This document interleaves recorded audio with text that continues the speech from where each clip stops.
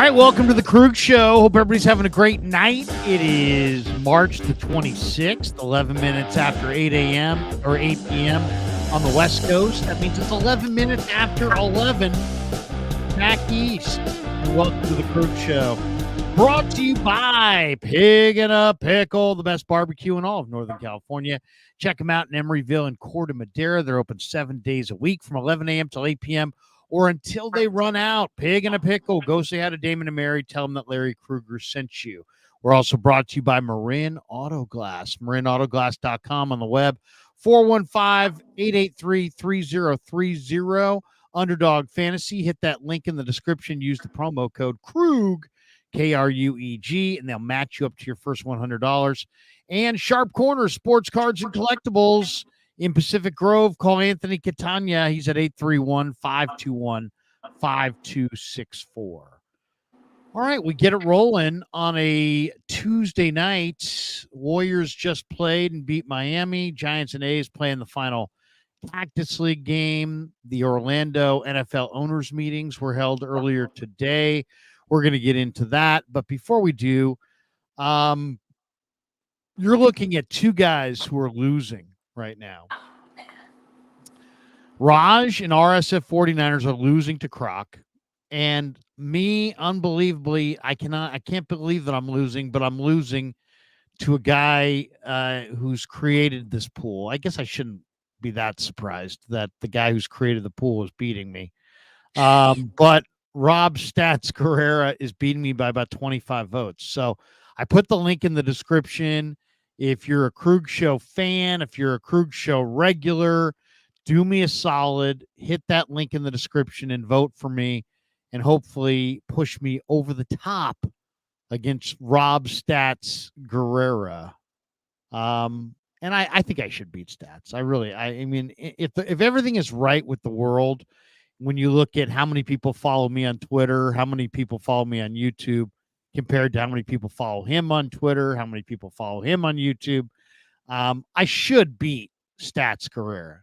But I was down a point earlier today, and now I'm being told by Raj I'm down like 20, 25, maybe even 30. So yeah. I need everybody in the stream to just take a chance and go over the links in the description and just vote for your guy here. Does it mean anything to me? It probably shouldn't, but maybe it kind of does. I don't know. I kind of want to win. I'm like the kind of guy that wants to win anything I play at, So please vote early, vote often, vote for Raj over Croc, vote for me over the man who created this illegitimate pool that has him beating me. Go vote in this illegitimate pool. And the link is in the description. Please vote early, vote often, tell a friend, vote, and then vote some more. Raj, good to see you, man. How are you? How was your Tuesday? I'm good. It was a busy day, but I was good until we saw we pulled up the stats there, and I'm losing, man. I know it doesn't mean much, but I want to win this thing. So please vote for Larry, vote for me. Let's get us in the Elite Eight. Let's go neck and neck. If I lose to Larry, I'll be happy. Okay, but let's get me to that point. So please vote for your boy. If we both win, do we face each other next? Is that how I think we're in the same region, so eventually we play each other. Yeah. See, it doesn't bother me to lose to Raj, but it does bother me to lose to Stat, because Raj is a force of nature. Stat is somebody that I should be beating. Croc, though, I get it. Croc won last year. Everybody loves Croc. He's a good guy, so it is what it is. So, all right, but vote for us, please vote for us. Jimmy Perez says, Larry, what's up, man? Jimmy, what's up is I'm losing to a guy named Stats who's covering the Niners from thousands of miles away. While I'm there at the facility interviewing the players, interviewing Steve Young, interviewing the key figures, I'm getting beat by a guy who right now is getting ready for bed. Right? And I'm going to be up for several more hours. So what's up? He's What's up joking. if I'm losing to a guy who's brushing his teeth right now and getting ready to lay his head on his pillow? And I got 3 more hours of grinding, 3 more hours of Niners and Jed and Kyle and who said what, and maybe a mock draft. I could have a mock draft before I go to bed. This guy's on his way to bed. I could do 7 rounds of a mock draft between now and bed. I could do multiple mock drafts. That's what's up. All right. Uh, he knows I'm just joking. Anyway, thank you. Thank you to everybody who voted for me. Jesse says Brad Graham is the GOAT. Oh my God. Just leave here right now. Jesse, just jump out. If Brad's going to be the GOAT, then just jump out. Cless Limperio. Where's the link, Larry? We can't find it. Kev said he linked it in the description. Raj, can you see in your wisdom, is it linked in the I description? don't see it on there, but I don't have the browser open like everybody else does. Uh-oh. Uh-oh. Oh, Kev said it for 8:30. Oh, Maybe that's the problem. could be why. Could be why. It's on the Gold Standard Network. I know that. Come on, Kev. Where's the link to the vote? I need it now. There we go.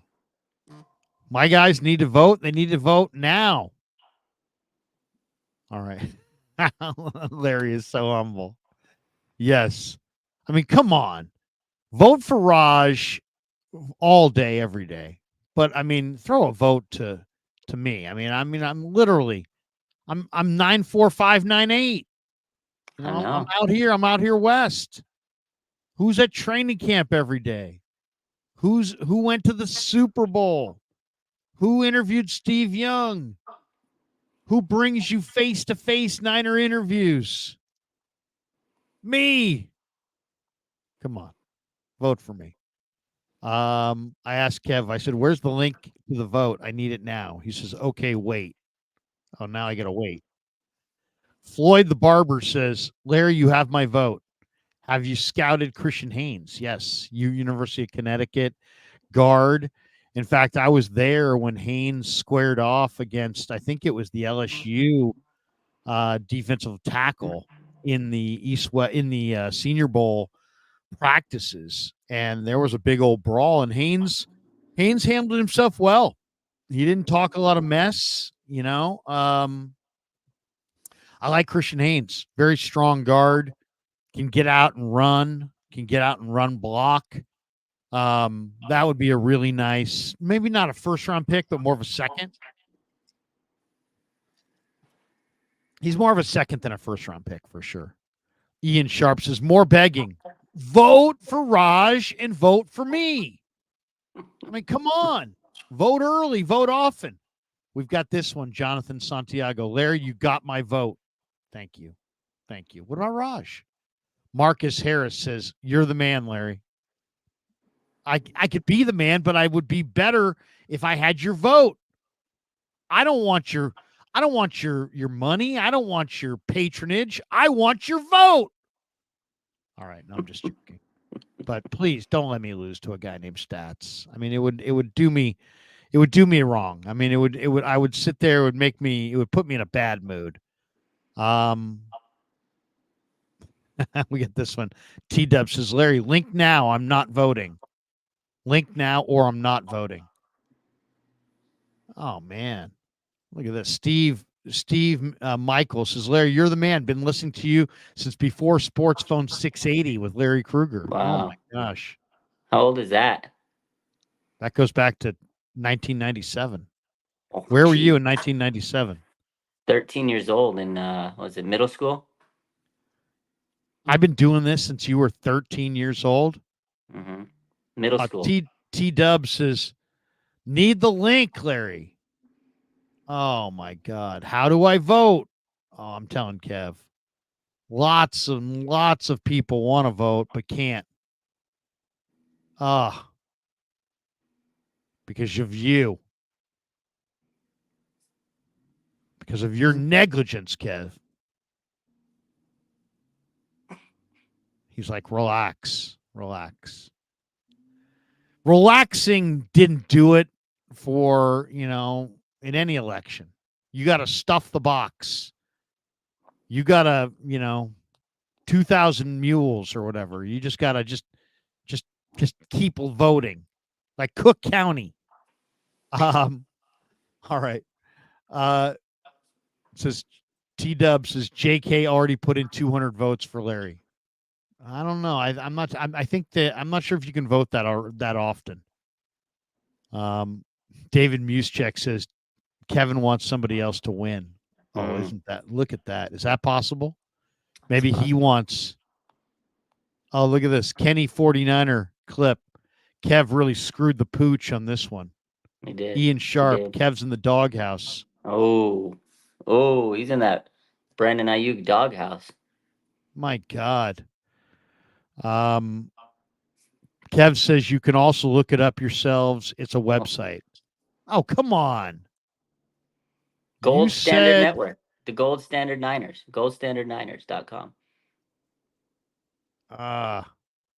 GoldStandardNiners.com. Here, I'll type it in. GoldStandardNiners.com. Is that it? That's all? That's it. Now, Raj, do you remember how far you went last time? Last time I wasn't in the tournament, so I'm a lot farther than I was last time. Gold Standard Niners or Gold Standard 49 or ERS? Gold Standard Niners. NIN. I'm on it right now. Look at that. All right, GoldStandardNiners.com. I put it in the chat, everybody. Please vote for your boy. Do not let me lose to a guy whose name is Stats. All right. Raj, Jed talked today and said some interesting things. Why don't we start right there? Let's do it. I thought it was, it's funny. He said that he didn't think it was a primary, didn't think it was a big deal that he became the primary owner today. What do you think? Is it a big deal that Jed's the primary owner? I think he played it down. I think that's a big deal. I mean, primary owner is a big deal in my end. I mean, I guess he really typically was like the owner, but now he's the principal owner. He has the title. Like he was the CEO before, obviously, but he was doing the owner type stuff. I think it is a big deal. I love it for him. Jed's come a long way with being front office guy on this team, CEO, and now owner and everything. When he first came in, it looked like things were gonna go good. And then, the whole Trent Baalke situation, Harbaugh issue, and all that kind of made him look bad, and nobody wanted him. But it kind of started getting down to like a really boiling point to him. And I think he realized he was on the hot seat. And I think he was, okay, I got to choose greatness over my friends and get the right people in there. And I think, again, he's kind of righted his wrongs. He had to fire his friend, and that was a big decision for him. Got rid of those coaches that weren't winning. And he's brought along Kyle Shanahan and John Lynch, and they've really turned this program around. They've become, perennial contenders. I know they haven't got it done all the way, but they've become so close. I think this is big for Jed, and I like that for him. I think this was a huge deal for him, but I like that he downplayed it. He's a little humble, so I like it. I mean, to me, it was a fait accompli. I mean, right? I mean, what are they going to give the ownership to somebody else? I mean, they're going to keep it in the family. It's an incredible asset. Why would you ever walk away from the NFL? The one thing you don't see a lot of is you don't see a lot of NFL teams being for sale. Why is that? Because it's too profitable and it's growing at such a rate that very few owners are going to want to sell unless somebody dies or there's some other issue in the family. So I never expected them to move on from Jed. I expected Jed to, get this role as the lead owner. What do you think of Grant's question? Grant was like, hey, originally, in the Harbaugh era, you're tweeting out, we judge ourselves on Lombardi trophies. And now you're saying you're happy with losing to the Lions in the NFC Championship game. And Jed's answer was, you can't be ashamed of successful seasons. What do you think? Should Jed have higher standards than he does currently? I think he does have high standards, but I think he also realized it's hard to get all the way to a championship game. Like, I'm sure they all wanted to win a Super Bowl. You know, a couple years ago, he had that speech in the locker room when his brother passed, and he cried and broke down. He says, "One of these days, we're going to be holding a championship." You know, he wants to win a title. You know, this family has been trying to chase that ring. You know, back in the day, they were getting Lombardis, and I think he still has that same mentality of the standard is you need to win a Lombardi. I think the whole team does, but it's not easy, Larry, these days to get to the top of the mountain. And they've been so close so many times. But the fact that they have gotten to that point, it's not easy. Like they're like on the cusp of being a dynasty, but obviously you can't until you win a Super Bowl. Of course, they need to have high standards of winning a Super Bowl. I don't think they're happy with losing the Super Bowl, but the fact that they're getting close, I think it's something to, be happy and cheer for as a fan. I'm not happy that they lost the Super Bowl, but it's been great, you know, getting to that point and seeing the journey because I'd rather them get down to a NFC Championship game or a Super Bowl than 5-win season and being a crappy team. We were there. We were there for many years when they were like it was a dark cloud hanging over his team. It's like, oh man, I mean, to his point, like, yeah, it's nice to win every year, but there is more that needs to be done. They do need to win a Super Bowl. The standards need to be high. So I saw it both ways, honestly. I don't have a problem with really anything Jed has said as far as you can't be as a fan, you can be in this, ecstasy, agony kind of lane. That's fine. But when you're the owner, when you're in the organization itself, there's too many man hours invested. There's too many people's jobs on the line. There's just too many. The investment is so sizable when it comes to hours committed to trying to win that if you make it to, there's 32 teams in the league and you're better than 31 of them, you can't sit there and be like it's failure. You know what I mean? It's just, I know it's, you want to have high standards, and but you just can't have high standards.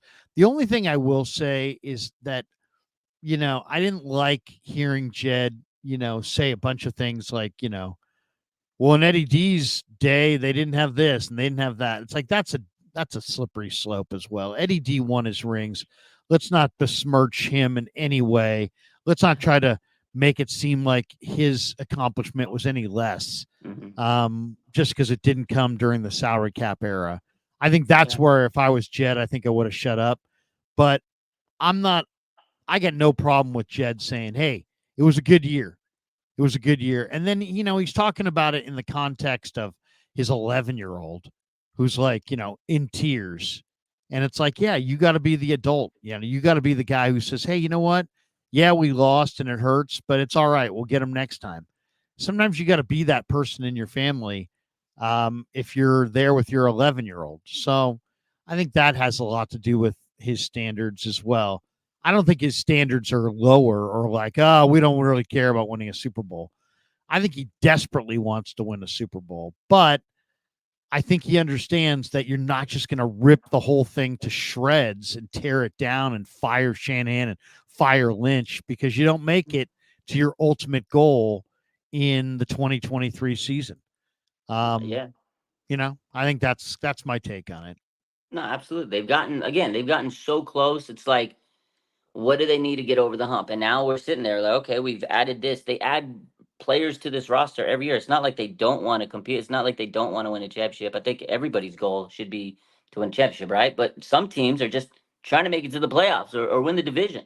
The Niners, their goal is to win a Super Bowl, and they've gotten so close. But yeah, unfortunately, one team is going to win it all, and the rest of them end in a painful heartache. And some heartache is more if you get closer to the end, which the 49ers typically do, and it's painful. I get it, but to say that they don't have high standards, I think that's the crazy point. And I think everything he said was great, and I think it was right. But I do agree with you in the sense of you can't belittle the old days because a lot of people do. Like, well, it's harder these days to win. It might be, but it was also difficult to win back then because the league there wasn't a lot of rules with defense can't do this, defense can't do. You can't touch the quarterback. You were hitting guys like crazy back then, so it was hard to win in those days. But yes, the salary cap has changed the complexity of the game, but there's two different eras. It's so hard to compete, compare. it's just like whenever people say, "Well, is this guy the GOAT? Is this guy the GOAT?" It's sometimes it's hard to compare the eras, but I think you should respect every champion in every era for what they were in that time, because at that moment in time, they were the greatest. But then in another era, somebody else is the greatest. So it's tough to compare. I think Jed should have just said, you know what, Eddie D was amazing because he did great. And guess what? They won Super Bowls back then. Niners haven't. So you can't sit there and bring his down just to make yourself feel better by not winning. Because guess what? Those Super Bowl championships, you can't take them away. So Well, and the fans are, it just makes you look small. yeah, I'd like to have 9 defensive tackles. I'd like to have better backups. I'd like to have, it's like, okay, let's give Eddie his and let's hope for the best in this era. yeah, Um, I think it's interesting too. I Jed says a lot of things that are very true. I mean, he says that you have to build through the draft. He admitted that the Niners got lucky with Brock Purdy. yeah, Um, he says you got to build the team through the draft. He says I'd rather pay guys that we draft and develop than overpay in free agency. I think that's absolutely right. I think that is the right and correct mindset to have if you're building a Super Bowl champion. So I like that he's at least, he's in reality. And I agree with what he said there. I don't know how you feel about that.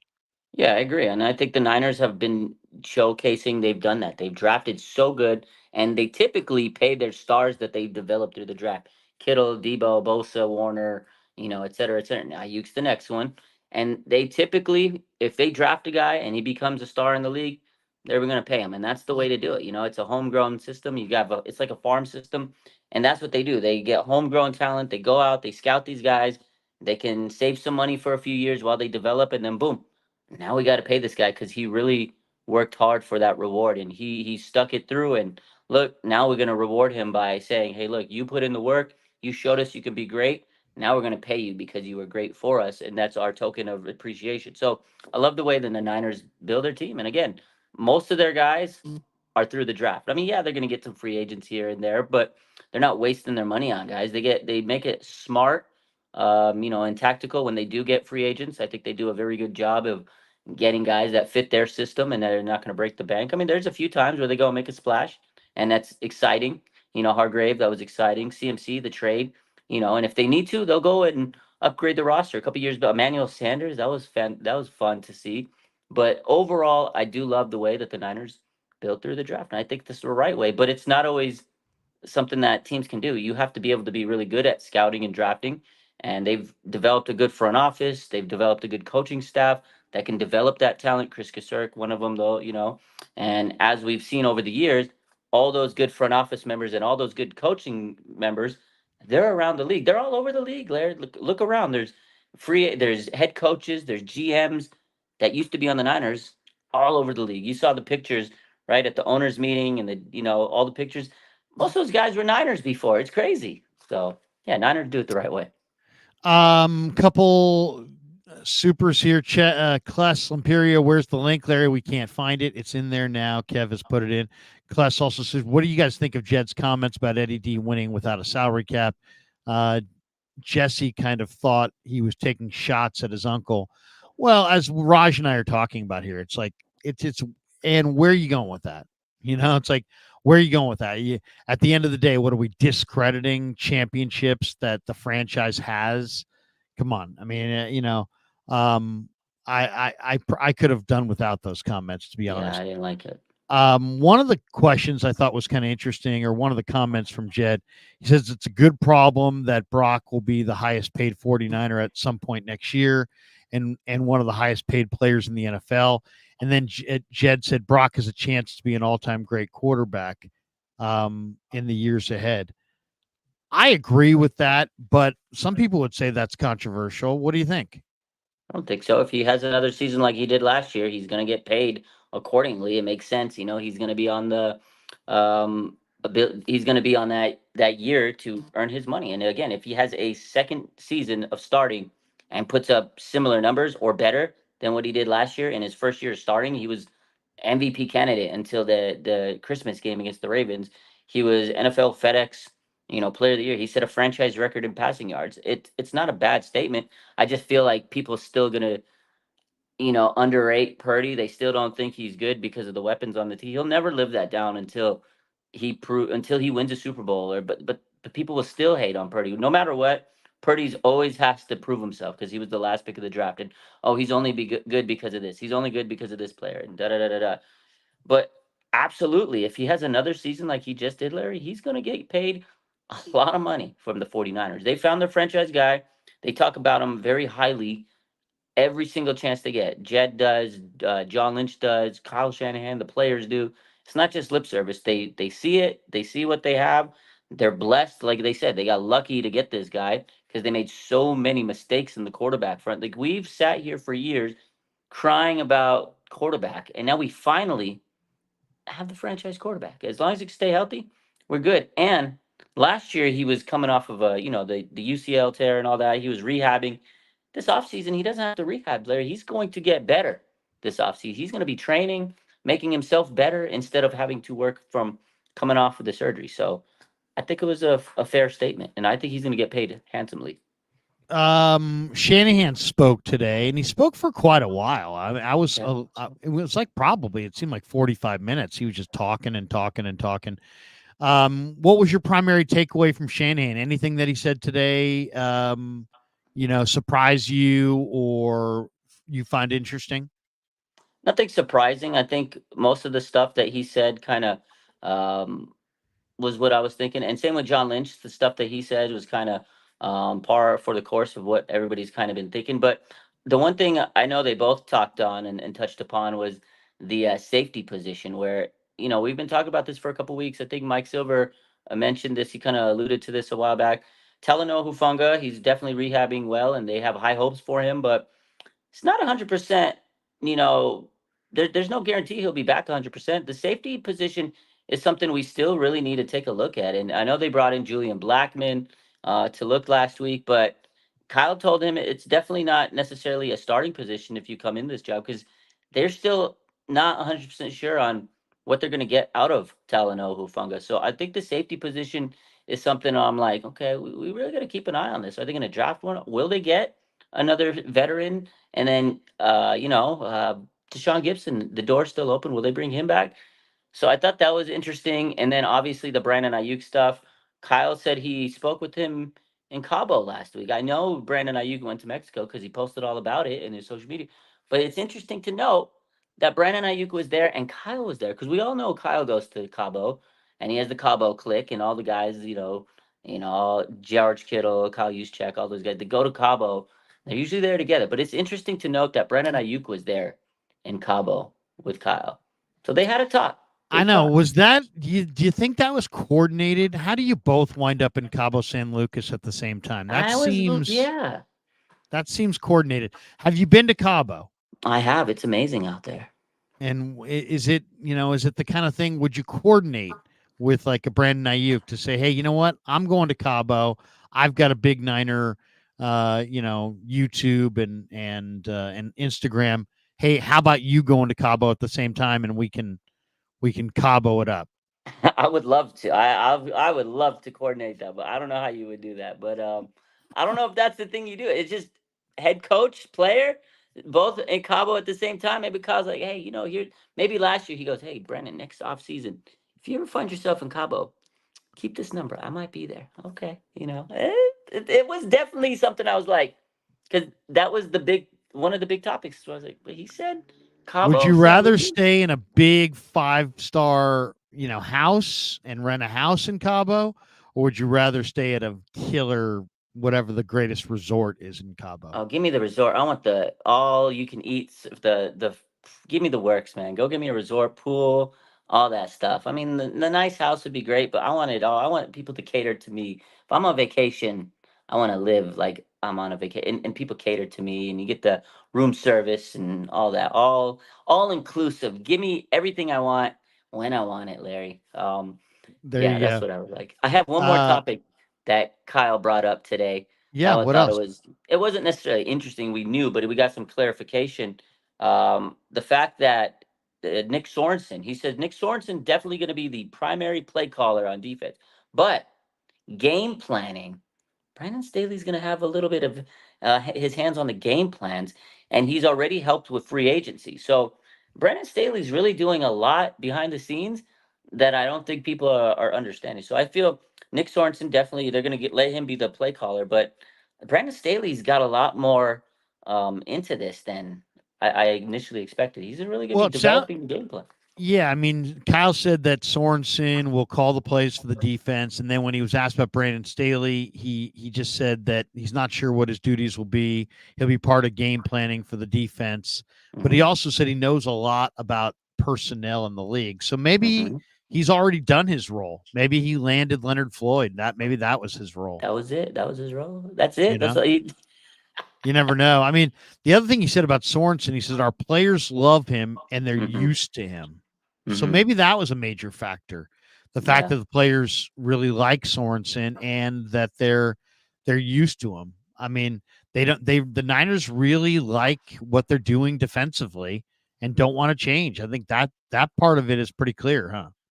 Yeah, absolutely. There's not a lot of they don't have to do a lot of transitionary movements, and I think that's why Kyle wanted this because he said he was a guy that felt he was close to being ready last year, and now the players like him. He knows the system. You're not going to really change much, so I get it. It makes sense that they went with him, and I think Kyle was like, okay, he's ready for the move. Boom, let's make the move. And if the players respect him, makes it easy for everybody. Mark, wait a second. Mark 187 says, "Will the Niners sign Blackman, the safety from Indy, or Simmons from Denver?" I will say this. I think that we're not talking enough about this safety spot. I mean, look, Hafanga's coming off an injury. Jair Yeah, Brown was a rookie last year, and they're really that's it. I mean, Odom is a special teamer. Eric Harris and Taylor Hawkins are more practice squad guys. They really don't have backup safeties. So I don't know if it's Malik Mustafa or if in the draft or if it's somebody else in the draft. The Utah safety, I know they looked at him, or if it's a free agent, or maybe both. But they don't have anybody like if Hafanga or Brown went down, they really don't have anybody that's starting caliber that they could plug in there. That's pretty bad. They're yeah. pretty thin there. Yeah, and that's why I said that was something that I really took away from not just Kyle Shanahan's, but John Lynch. They both really hunkered down on this topic that they want to add a safety. They're still. I think Lynch mentioned that. Hey, you know what? We might add one or two more players, and they both really we're talking about that safety position. They said they did have Julian Blackman in the visit. They liked what they saw, but I think again they're not necessarily sure if they sign someone he's going to be a starter. So I don't know if they want to pay a guy that has a big contract due like Justin Simmons because they're still on the fence with Hufunga. We know he's great, but will he be what he was before the injury? That's a tough injury for a guy like him who needs his lateral abilities and stuff. So tough situation. I definitely think they want to make sure they have really good depth for that safety position because, like you said, Larry, they really don't have a lot of safety um, depth at the moment. So I think safety is a big position that we really got to keep our eye on. I do. The other interesting comment I thought when Kyle was asked about Malik Collins, Mm. and he said, we're pumped to get him, and then he added he's healthy. I think that was their Mm. big concern inside with Yeah. Armstead was that they were going to wind up paying him a lot and that he wasn't going to be healthy and they were going to have nowhere to go. So instead, let him go. They bring in Elliott, they bring in Collins, and those guys are younger and more than anything, I think they're healthier. I think that's really it right there. I mean, are they better at defensive tackle? I don't know if they're better, but they're definitely healthier. They're better in the sense they're going to be available, and if you're not available, what good are you to me, Larry? And I love an Armstead, great guy. Javon Kinlaw, great guy. They're both really good people, but you're not getting anything out of them if they're not playing games and they're on the bench and they're hurt, which they had been for a lot of times there in the last couple of years. And I'm glad they both got paid and found another place to continue their career. But I think that was the biggest takeaway I had during this free agency is the 49ers signed durable players. They may not be better than the people they have talent wise, skill wise, but they're going to see the field. And at the end of the day, you're going to get production out of them instead of having to, in the middle of the season, go sign some random player that you don't know. Now these guys can go through the system, go through the training camp, and stick with the team. And again, all of these guys, Leonard Floyd, that guy, fantastic signing. He hadn't missed a game in 108 straight games. Knock on wood, he continues it. But I think that is the biggest takeaway of this entire free agency class that the 49ers had. They're all very durable. I love it. Yeah, no, I mean, hey, you can't make the club in the tub, as they say. Of all the free agent additions, which is your favorite? Which is the one that you're like, I don't know. My favorite's Leonard Floyd. I mean, I think me and you have talked about an edge rusher off the other side of Bosa for a long time, and I feel like this might be the guy. I know he's 32, but he's still got a lot of juice in him. He's had 9 sacks at least a season for the last 4 years. I love the Leonard Floyd signing. He's worked with Brandon Staley, so I know he. And again, like you said, maybe Staley knew he would fit the personnel. This guy's has a knack to get towards the quarterback. I'm really happy about this guy. Very durable. Because look at the edge rushers they've put on the other side of Bosa. Drake Jackson, he flamed out last year.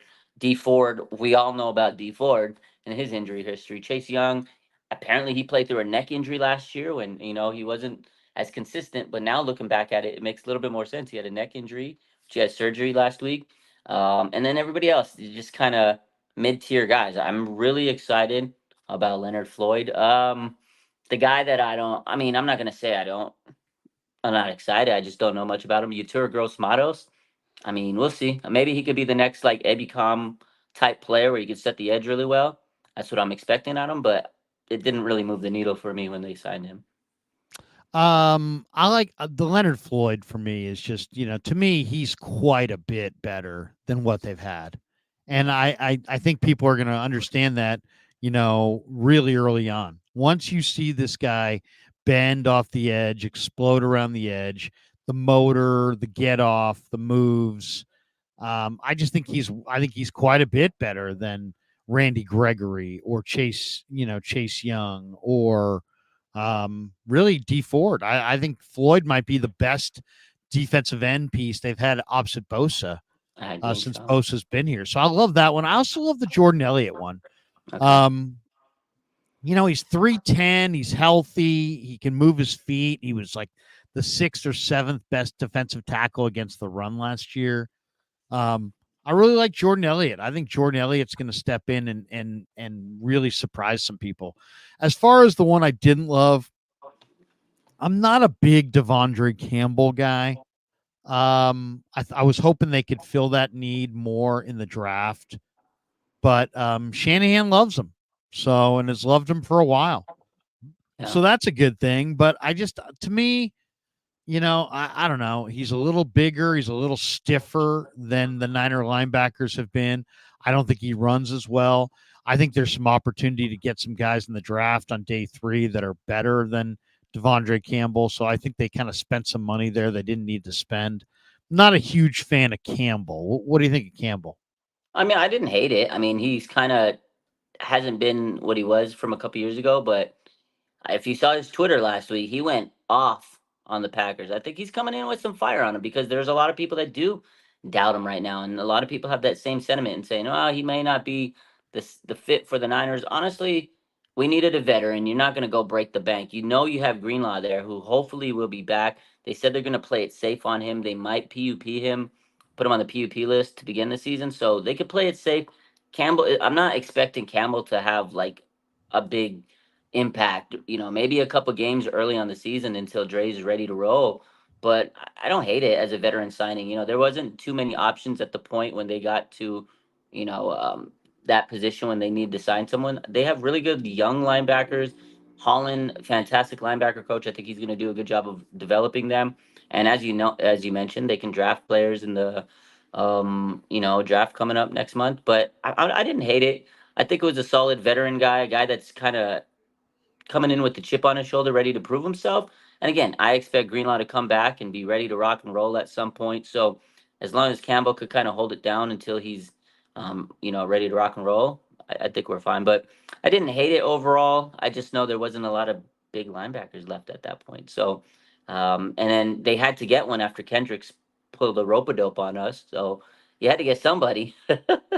I was actually glad that Kendricks backed out just because he's 32. You're not Yeah, going to play him at the mic. You've got no, Fred Warner. You're going to play him weak side. I like my weak side linebacker to be able to really run.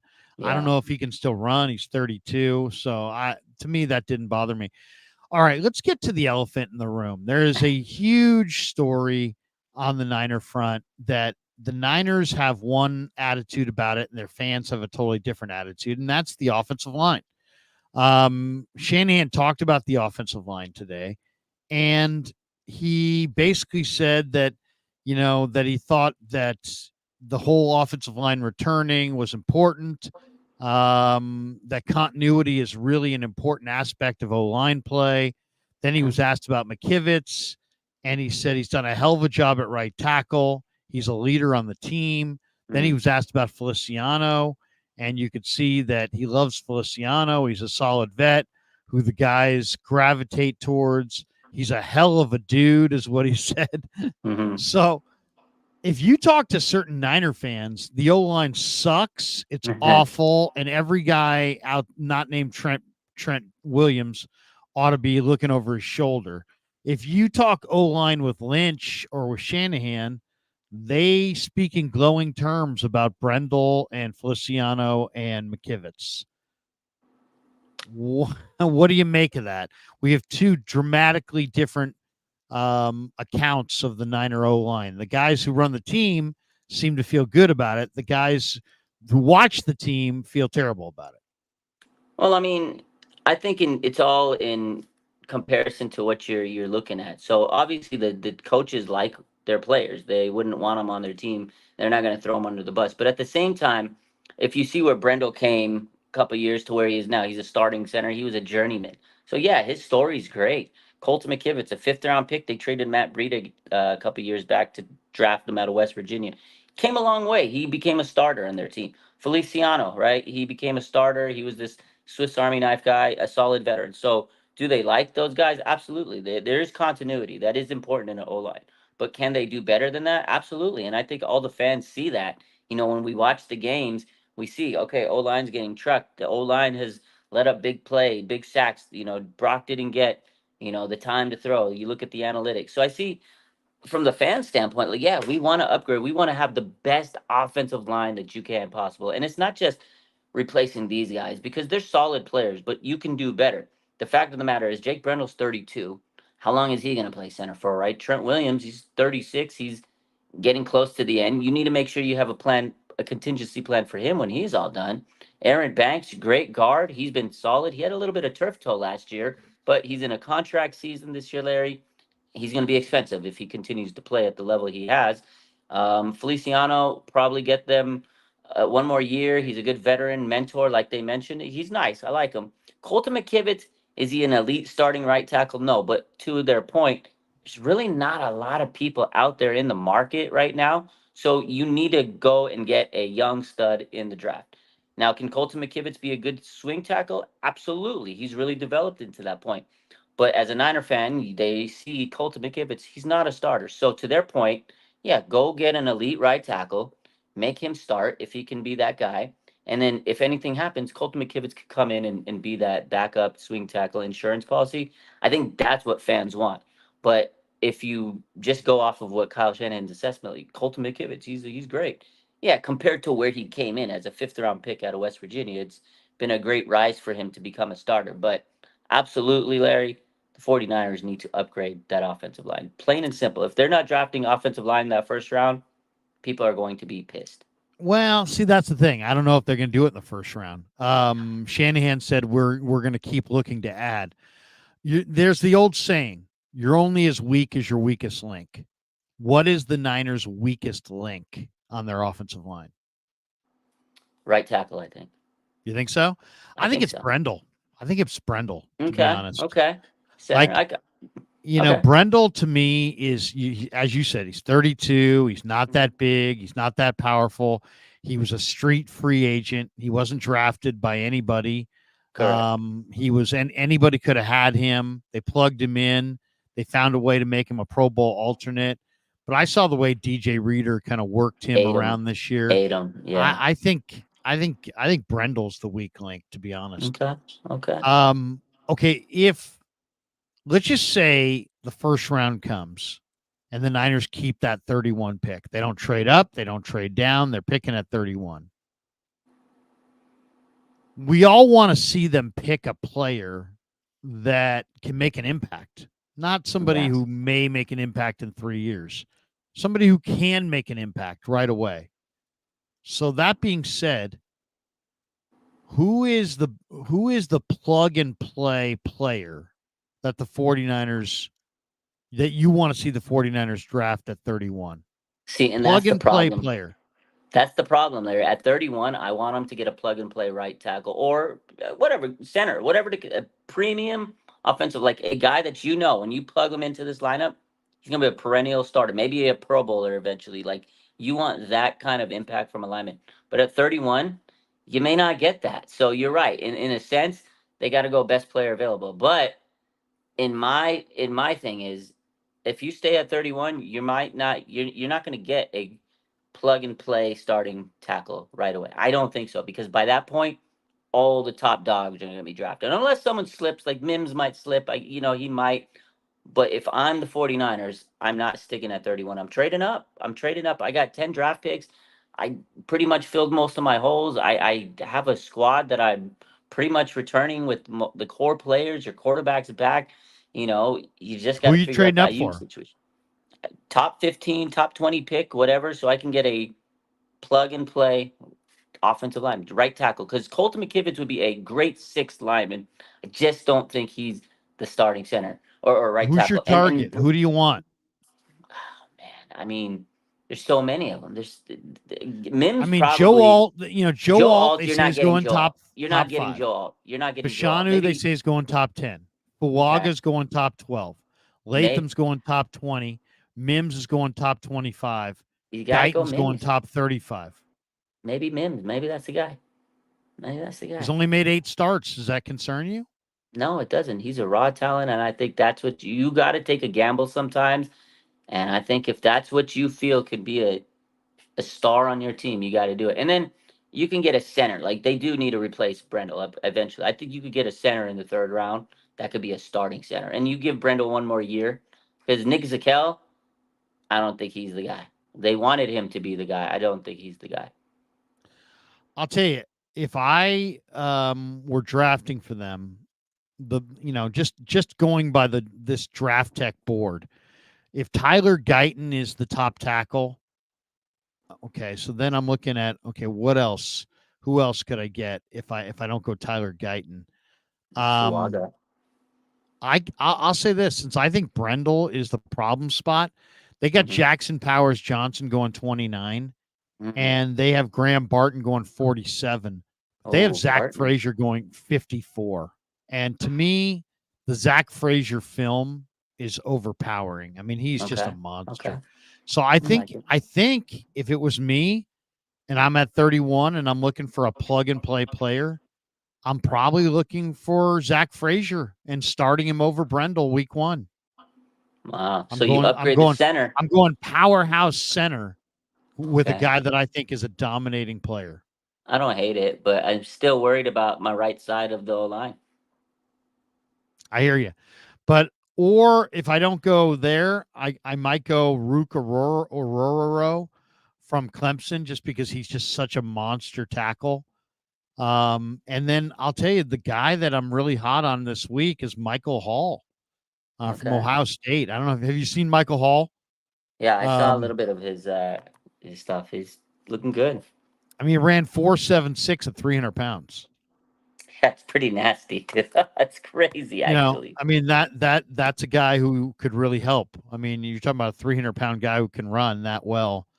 I don't see an edge rusher there unless Latu falls to them. What do you think Mm, that could be something? I mean, Latu's had a lot of injury problems from UCLA. They're saying he's going 15 to 18, but he could fall. He could fall half a okay. round. He's 6'5", 260 edge rusher. What do That you think of definitely the could edge rusher? fall.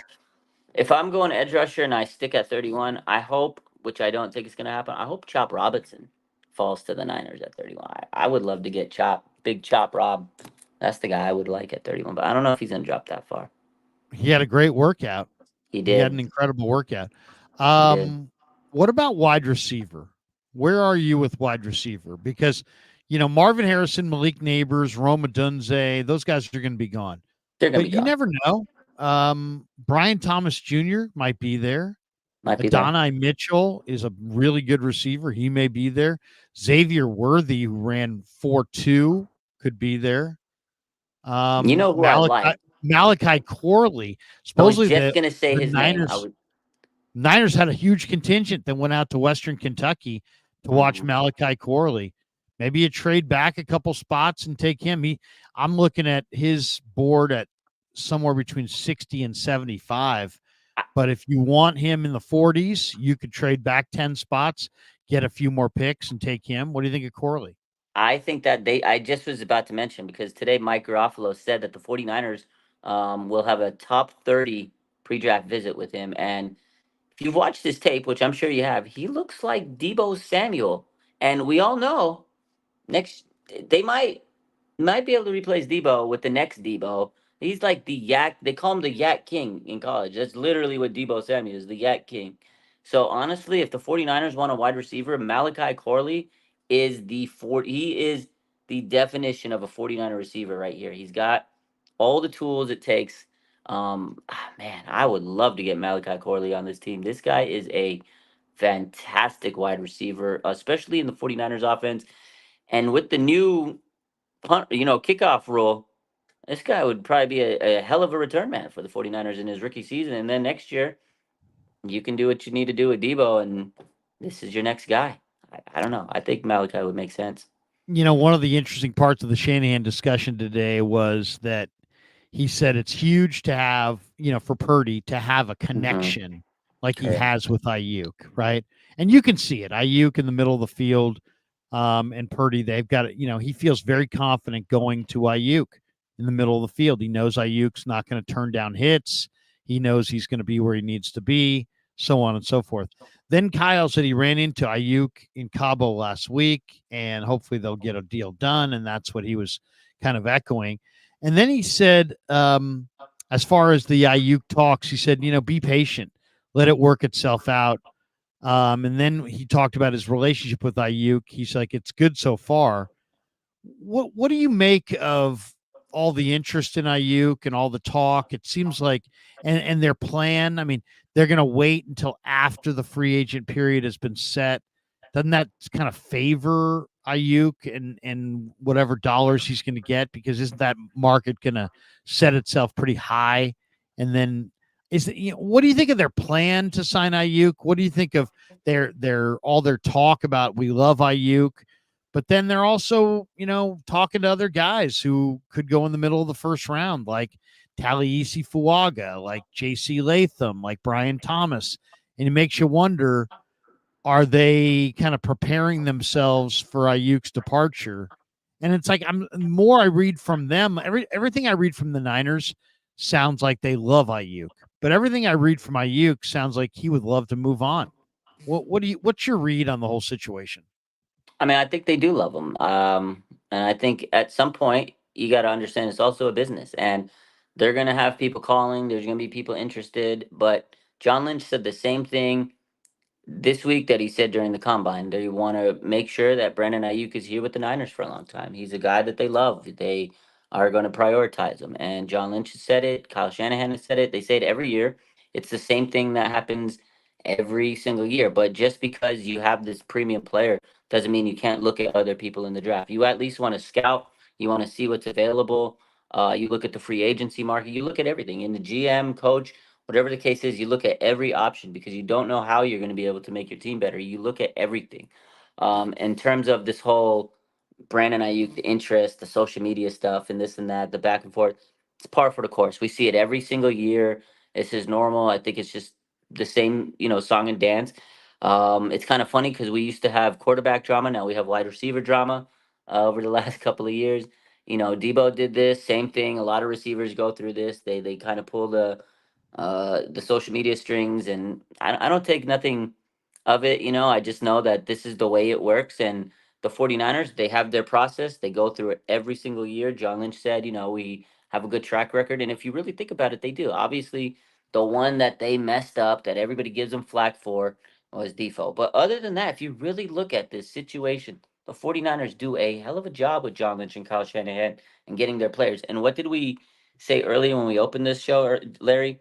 We said when they draft a player, develop a player, they typically pay a player. So that is the process. That is their way. That is typically how it goes. But no player is above the front office, above their method. So yeah, guess what? Nick Bosa had to wait until training camp last year. If they made Nick Bosa wait, you think Brandon Ayuk doesn't have to wait? Nobody, no. Nick Bosa, the defensive player of the year, had to wait to get his contract. So, like Kyle said, you gotta have patience, Larry.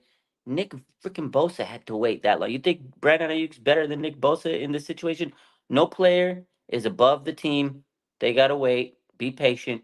But I think that Brandon Ayuk, he'll get what he deserves. Last month, his projected value is 23 month. Now, it's at least 24 and a half. So yeah, you're right. The market went up. So for him, if he just sits patient and lets everything happen and it plays out, he'll get the money he wants. It's just you got to be patient. One of the lines that we'll finish with here that I caught today from Shanahan I thought was interesting. I don't know if you heard the whole thing, but he said at one point, running backs are the most important players on the field. Whew, I love it. Did you hear him say that? I didn't catch that, but he really say that today? Yeah, he said running backs are the most important players on the field. And I understand why he would say that. He's got kind of a run first, play action pass Mm-hmm. game. He's got kind of a let's establish the run kind of a mindset. Everything seems to be predicated off the run. Correct. They also do a nice job at finding running backs. They have done a really nice job consistently finding day three running backs. Yeah. I ask this because the more I look at the draft and the more I look at players, the one thing I see with Detroit and Brad Holmes is they target like players they really love, right? And then they go after those players. And it's not like, oh, well, we'll just, we're looking for a running back and we'll take the best player on the board. No, it's like we love this college running back, and his name is Jahmyr Gibbs. And so we're going to go get a pick that we know we can get Jahmyr Gibbs with, and we're just going to draft Jahmyr Gibbs. And then watching Detroit this year, I mean, they have some incredible talent. I mean, Mm-hmm. Frank Ragnow, Panay Sewell, Sam Laporta, Jahmyr Gibbs, Amon Ra, St. Brown, Brian Branch. I mean, Aiden Hutchinson. They've got some hand-picked awesome players. Yeah. And I love that approach of going into the draft saying, you know what, instead of just playing the board for value and being like, well, we like everybody and we need a running back and we'll go with the value pick. How about finding guys that you're just like, your scouts are super in love with, that your scouts are like, this is the guy. And the reason I bring that up is that the more I watch the draft prospects, the more I think that I'd like to see the Niners unbelievably draft a running back. And I know they got CMC, and I know they've got Elijah Mitchell, and I know they got JP Mason, and I know those guys didn't even play last year. Yeah. But the Michigan running back to me, Blake Mm. Corum, is so special. Could you imagine? Um, he's just a tremendous player. He's got heart. He's got quickness. He can catch it. He can run between tackles. He's short, but he's not small. He's 5'7", 215.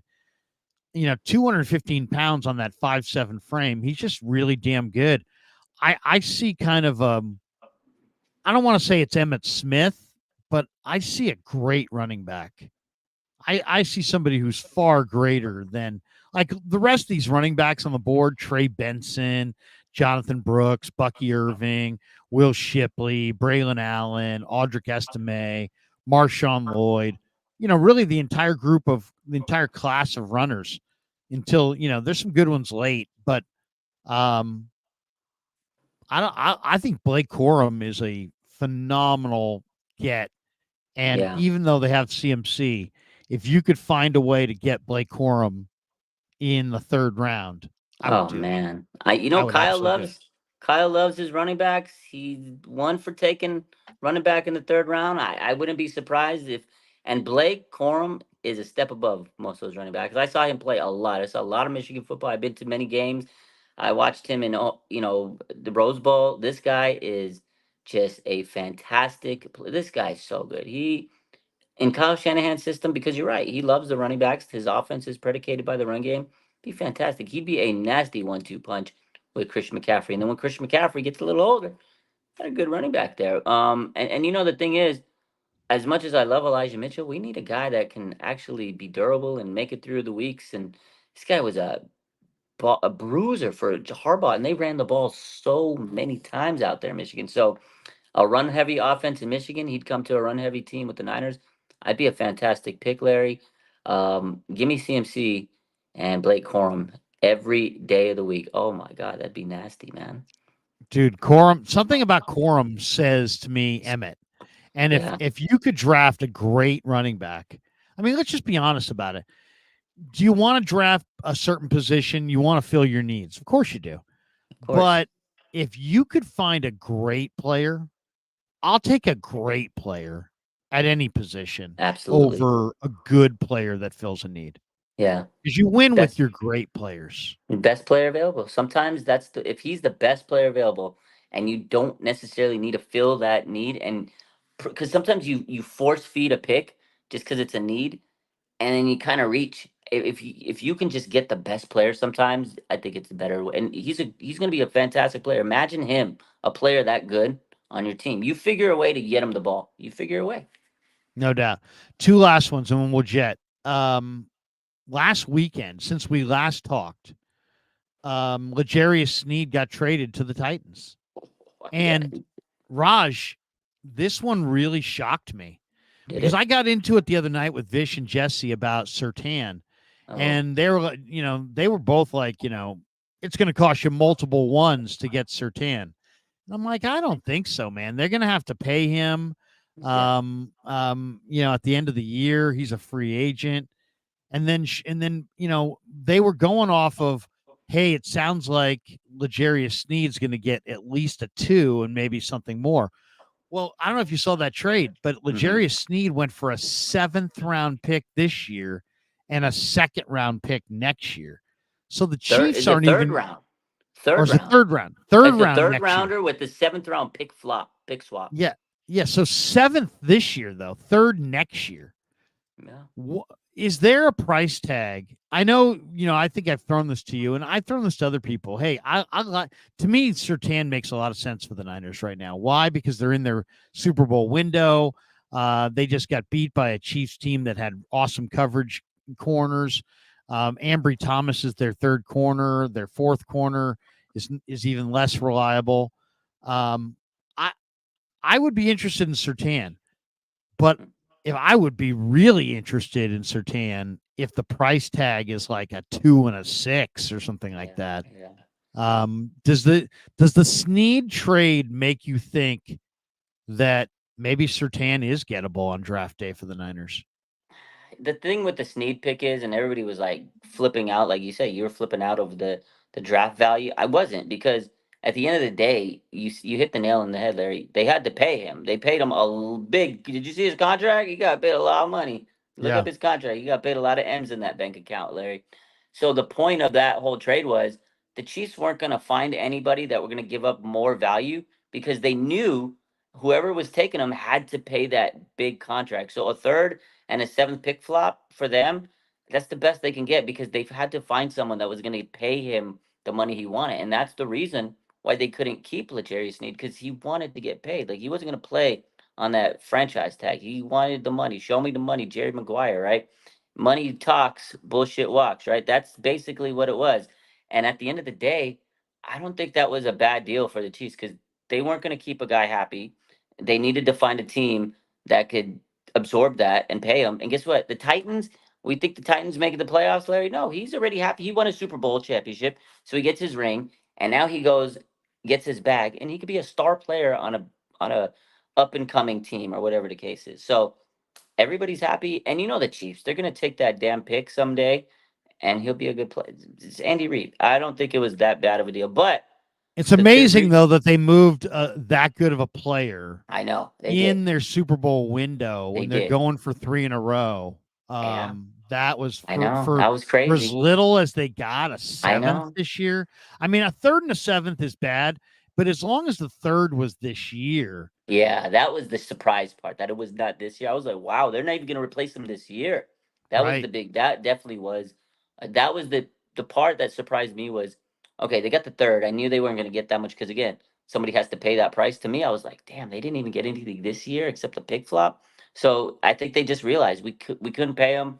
This team can pay him. What the Titan? What's it? What is it to give him to the Titans? Because if they would have gave him to like the Bills or someone that's like a real threat to them, then yeah, it would have been like, oh god, that hurt, Well, right? there was no chance that Kansas City was going to trade Snead to the No, Niners. No, I no, mean no, not at absolutely Brett not. Veach. No, No, he's not. He's smarter absolutely than not. that. Yeah, yeah. Mitchell and Ness's Greg Newsom seems more realistic. I wouldn't Mm, mind Greg Newsom.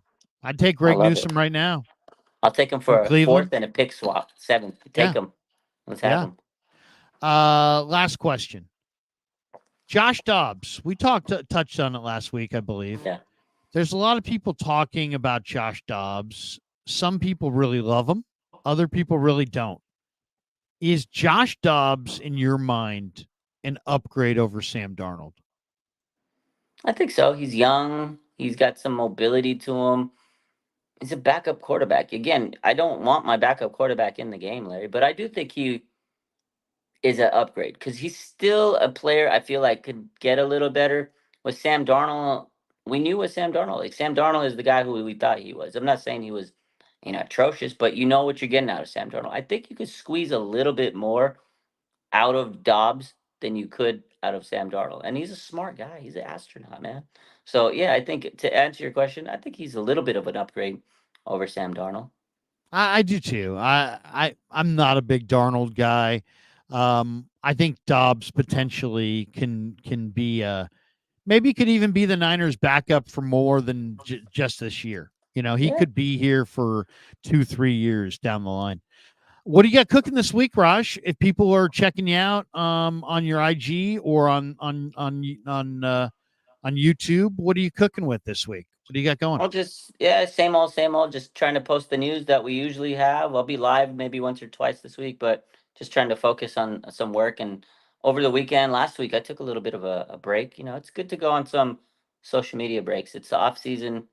Taking care of my mental health, and also, we got some. There's a lot of things to do in the off season. I like to go and get out. Spring break's coming up, so me and my daughter got some plans going on for that. There's some movies coming up, so go see some movies. But I mean, I'll still be posting as much as I can. But yeah, I'm gonna take it a little bit easier this week. But I do need everybody to go vote for me on the March Mania bracket. That's right. We'll hit that one more time before we get out of here. But this kind of caught me in the chat here, and let me see if I can find this one. I call this one up here. Somebody said that Chicago or that Nick Wright is saying that the Niners want to make a move for somebody named Williams. Who's Williams for Chicago? Really? I didn't see this. Did you see that? Somebody said Nick. Oh yeah, here it is. Blood Moon says, "What is Nick Wright smoking?" Saying the Niners trade with Chicago for Williams. Oh, Who's Caleb Williams? Williams? I don't know. Oh, come on, come That's on, that's that's Nick Wright being Nick wrong. Nick Wright. Come on, Nick Wright. That's all you need to know. Nick Wright. Come on, Niners aren't getting come Caleb Williams. on, Come on. come Ah, on. that's crazy talk. Are you a fan of Caleb Williams? I mean, I don't know who the No, hell's I'm going to not. be good. I I don't. mean, to I be just think he's honest, coming I in. don't know. If you said to me, you know what I heard today? I heard today that the Commanders may take J.J. McCarthy second I saw that overall. report. I saw that. I think it's smoke, but um, I don't know. I'm not a Caleb guy. I just think I saw him play, and he just always crushed in the big moment in like adversity situations, and he had an arrogance to him, which I guess you need as a quarterback. But I just he rubbed me the wrong way sometimes. and he's coming into a big pressure cooker situation with Chicago. Like I know everybody's like, oh, he's got a good setup. They're getting all these players for him. Brian Poles is setting him up. I think it's gonna be a because everybody expects him to be great now, and I don't know. I didn't see him do well against adversity. Last year when he was with USC, and I don't have high hopes for him. But hey, hopefully he proves me wrong. JJ, I watched a lot. Great player, but number two in the draft, I think that's a stretch for him. He great player, he great person though. Something tells me Caleb Williams is not going to be special. I'm not No, sure he's what, not. but he makes me nervous Yeah, watching him. And just there's something. It's like people say, "Oh, he's one of the greatest quarterback prospects to ever come down the pike," they and say I'm that, but like, I everybody. don't know if I see that. I I don't just don't. either. I don't think I see that. Last super from Amar Singh. He says, Larry, how would you feel about Newbin, the safety, or DeJean, the Iowa corner at 31? Newbin, probably that would be, I would say 20, 25 picks early. I would trade if you wanted Newbin and you wanted to trade back. Okay, I could see that. And as far as DeJean, I don't know. I mean, I think he's a true corner. Um, I don't know. I'd have to really be convinced that he could play man to man in the NFL. Yeah. But he's definitely a good productive football player in college, and he definitely had good workout numbers. So I mean, you've got the workout numbers and you got the tape. To me, typically that's when you draft guys, when you have both workout numbers and tape. But hmm I'd be a little concerned about DeJean. What do you think? Have you seen him at all, the Iowa corner? Yeah, I like what I've seen out of him, but I don't know if you take him at 31. I'm not taking any of those guys at 31, honestly. But they're both talented. I just Yeah, wouldn't take him at 31. Larry, I got one question for you. You yeah. saw the rule changes, over this last couple of weeks, the last couple of days. Two rule changes, the big ones. No hip drop tackle. What's your thoughts on no hip drop? And then the other one, the new kickoff rule. You see the new kickoff? A little interesting. What do you Yeah, think the about those kickoff two? rule seems complicated to me. Yeah. It seems like they know that it's a dangerous play. They know they don't want the dangerous play. They know that they don't want a useless play. hmm So it's like, what do you do? Do you make it dangerous? Do you make it useful? So I kind of feel like they're caught in between there. As far as hmm the hip drop tackle, I I don't like it from the Yeah. standpoint of it's an injury. I mean, Jimmy Ward took out Tony Pollard in Yeah. Niners Cowboys 2 years ago in the playoffs with that play. It helped the Niners win the game. But I don't like that. I don't want to see guys, basically there's no way to avoid the injury. If you're the back or you're the receiver, you're the tight end, somebody goes and grabs you and then they can swing their legs at your knees. Yeah. I don't know. It seems dirty, but there's also so many rules changes, Raj, that favor the offense. Mhm, Like, mhm. how's a corner supposed to tackle Derrick Henry? It's not fair. CMC Debo. Like I was reading a report this weekend, and it was right before the meetings, and I was like, "Oh, there's gonna be a lot of rule changes." And the report said that the NFL is not happy with the way the scoring has kind of dipped over the last couple of years, and they want to tinker with. And that's why I knew I was like, "Oh, there's gonna be a lot of rules." I guess the scoring has basically dipped like a touchdown over the last couple of years, so they want that scoring up because at the end of the day, more points on the board, more tickets sold. People want to see More offense. That's it. fantasy, More more everything. fantasy. Yeah. Yeah, and it's like back in the day. Greg Maddox and Tom Glavine had a commercial. I don't know if you remember. Chicks dig the long ball, Larry. Yeah. In NFL, chicks dig the touchdowns, Larry. Well, you know what? It means money. Yeah, Offensive, points mean money. Money is what they're about. They're in business to make money. So, absolutely. but I guess I like it because it's safer for the players, and I'm all about the players' safety. But I'm thinking of like Sam Womack trying to tackle, 235-pound back. How do Yeah, you do it? You hold on. He's still running. How do you bring him to the ground if you can't swing your legs and body at his legs and try to get him down? You know yeah, what I mean? It's a yeah. That's very so tough. funny. It's a tough world out there for corners trying No, to tackle big backs. You're right, and it's so funny you said that about, like, trying to hang out. Jimmy Ward posted a picture that day on his Instagram where this guy's like hanging on for dear life, trying to take down this big guy, and he's like, this is gonna be me. It was like a meme he posted, but he's like, Jimmy, this like scrawny guy holding on to this big Hulkster of a guy, and he's like holding on for dear life, and the guy's just like dragging this tiny guy. So it's what's gonna happen. It's I gonna mean, be I saw crazy. Richard Sherman say it. He's like, man, how do little corners, bring down 240-pound backs? I mean, you're going to need help. You're going to need Yeah, help. You're going to have to bring more hats. You're going to have to bring your gang tackles. friends. Gang Yeah. tackles. Yeah. All right. That does it for us. Let's remind everyone to vote if they haven't voted for Raj and myself. The link is in the description. Raj, have a great rest of your week. Thanks to all of our sponsors. Thanks to all of our chatters. And vote for Raj. Vote for me. Have a great day. Go Niners. Yeah, never met a man I've been scared of. Careful, you gon' get